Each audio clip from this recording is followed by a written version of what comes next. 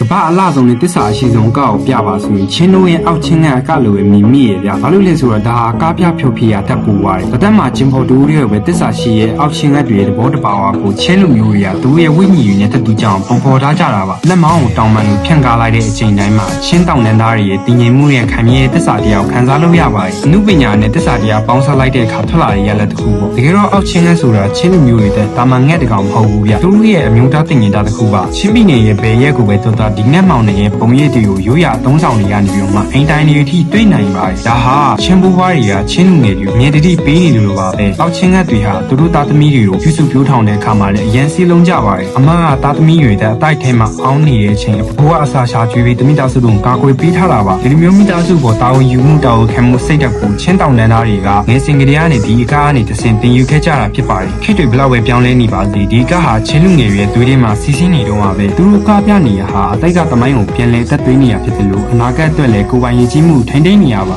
ဒီကားကိုကြည့်ရင်ကျွန်တော်တို့ချင်းလူမျိုးတွေရဲ့ခိုင်မာတဲ့သက်စာတရားနဲ့စိတ်ဓာတ်ကိုခံစားလို့ရပါတယ်အမှုပညာဆိုတာဟိုဘိုဒီဘောဝစ်ပြီးတော့ကားပြနေရမဟုတ်ပါဘူးလူမျိုးအနေနဲ့ဆိုလို့ရှိရင်တော့လူမျိုးတစ်မျိုးရဲ့ဝိညာဉ်ပါပဲအောက်ချင်းကမောင်နှံကားဟာချင်းတို့ရဲ့မပြေနိုင်တဲ့ဝိညာဉ်ပါပဲ